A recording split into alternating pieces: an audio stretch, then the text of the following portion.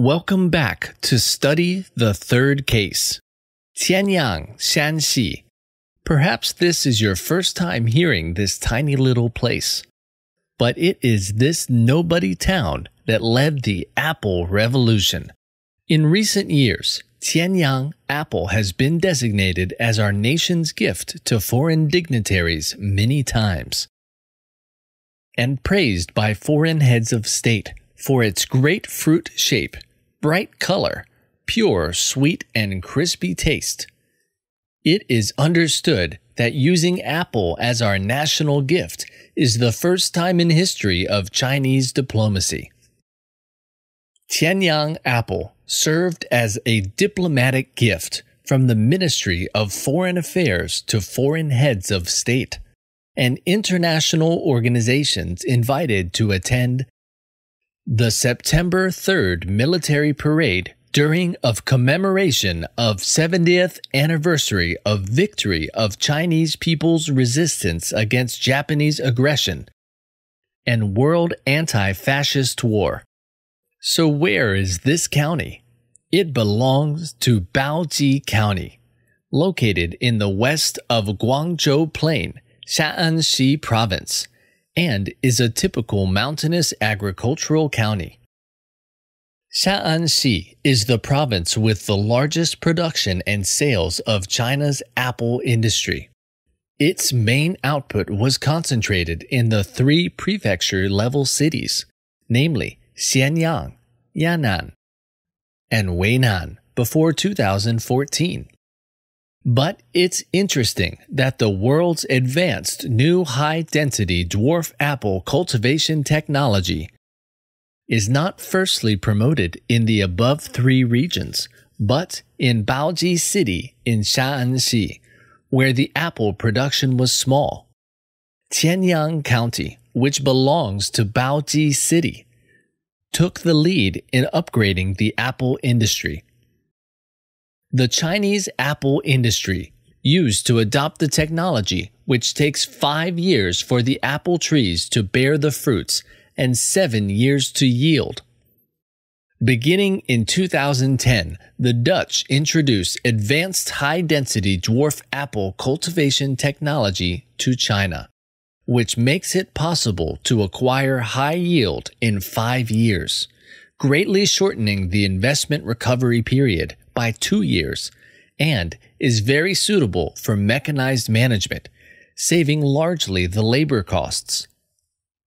In areas where apples have been planted on a large scale using the old technique, farmers are reluctant to cut down old trees and apply new technologies to plant new varieties of dwarf apples. The government is not so proactive in promoting the application of this new technology in the world. After all, the existing apple industry still has advantages. Outdated production technologies will be eliminated in 5 to 10 years, but according to the prediction of Sun Jianshe, a professor at Hebei Agricultural University, and well-known expert in the apple industry system of the Chinese Ministry of Agriculture, these trees and outdated production technologies will be eliminated in 5 to 10 years. At that time, Tianyang County saw the opportunity coming. It used to be an agricultural county that mainly produced wheat and corn. Its area of apple cultivation was very small, and the county government was planning to upgrade the regional economy. In comparing the experience of industrial upgrading of other county-level cities in Shaanxi, with natural conditions similar to Tianyang County, its government came to a consensus that Tianyang's agricultural industry upgrade depends on the development of the apple industry.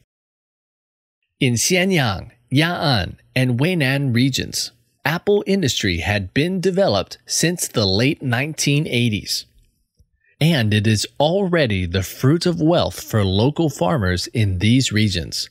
So how could Tianyang County stick out from all the competitors nearby? Tianyang County government made a bold investment promotion commitment.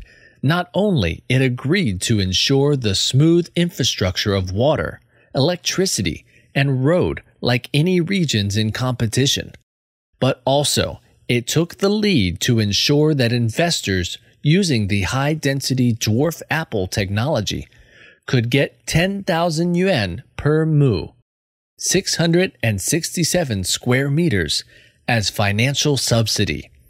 This agricultural subsidy measure is rare in Shaanxi and even in other parts of the country. In less than 3 years, Qianyang County has become the leading representative of the apple industry, adopting the new technology in Shaanxi province. In 2013, two leading companies of the apple industry in Shaanxi, Haisheng Fruit Industry Group and Huasheng Fruit Industry Group, didn't choose to invest in Xianyang, Yan'an, or Weinan, where the apple industry is matured. Instead, they successfully bought more than 3,000 mu, 2,000,000.1 square meters, of dwarf apple orchards in Qianyang County. In 2016, the Qianyang County government purchased the dwarf apple seedlings bred by Haisheng Fruit Industry Group and Huasheng Group at a price of 60 yuan per plant, which is 9 times higher than the prices offered by other county governments in Shaanxi. After receiving these seedlings, it distributed them to local farmers for planting. This move, made by Qianyang County government, first benefited local farmers who grew apples. The dwarf apple seedlings bred by Dutch technology can produce more than 1,000 kilograms per mu in the second year of planting. According to the purchase price of the orchard, the price is 2 yuan per 500 grams, and the annual output of the second year is 2,000 yuan per mu. And the annual income of growing wheat is some 1,000 yuan, which means the farmers who grow apples can recover the same return as planting wheat in 2 years. Hence, farmers have become much more willing and interested in planting apples. In the third year, the yield per mu of dwarf apples can reach 2,000 kilograms, making the farmer's returns more than 5 times that of planting wheat. Farmers need 160 seedlings for planting a mu of dwarf apples, the expense of which is fully subsidized by the government, meaning that farmers have also received a subsidy of 10,000 yuan per mu for planting apples. However, in addition to the seedling investment, the integrated water and fertilizer drip irrigation system and support system required by the high-density dwarf apple technology also asks for additional investment of 10,000 yuan. Therefore, the government again subsidizes farmers who plant more than 50 mu of apples in supporting them to set up the necessary systems. On the surface, it seems like the Qianyang County government has suffered a great loss. But if we look at it from a long-term view, all the moves of the Qianyang County government are undoubtedly smart and pragmatic. They calculated all the investment and return clearly, enabling farmers to recover their investment in just 2 years. They also know what they want from the invited investors. These invited enterprises use the world's advanced dwarf apple technology at the average investment of 20,000 per mu. Even if the government subsidies 10,000 yuan per mu, the enterprises will still need to invest 10,000 yuan per mu into the business, which benefits the local economic development. Now, let's take a look at Changzhi County in Shaanxi.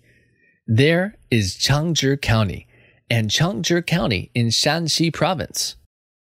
As far as Changzhi County is concerned, it should be regarded as a successful transformation case of a resource-based city. When I was participating in the think tank projects of Jincheng and Datong in Shanxi Province, led by the Institute of New Structural Economics at Peking University, I had been there many times. In fact, how to transform a resource-based city is a difficult task that the world is facing, such as Venezuela, Chad, Republic of Congo, Democratic Republic of Congo, Gabon, Guinea, Niger, Sudan, etc. Changzhi County belongs to the southeast of Shanxi Province, located in the western foothills of Taihang Mountain, on the southern edge of Shandong Basin, and is reputed as the coal and iron hometown nationwide. Changzhi County is a combination of a high-level development stage and a small economy, HS, which is a typical resource-based city. As far as the strategic planning and tactical measures of Changzhi County are concerned, Changzhi County needs to implement the strategy of resource regional transformation. That is, exploit the capital accumulated by the rich resources since its per capita income is high. Then accumulation should be high, such as deposit balance, to upgrade and diversify industries and lower the dependence degree on resource-based industries, while ensuring the stable development of traditional coal enterprises. Changzhi County does its best in leading two different development paths, which are maintaining high-quality coal industry and promoting non-coal industries with scientific and technological innovation. In terms of the promotion of non-coal industries, the local government foster and strengthen emerging industries and increase policy support for non-coal enterprises with low pollution, low consumption, high added value, and high technological content to boost the leap forward development of leading enterprises.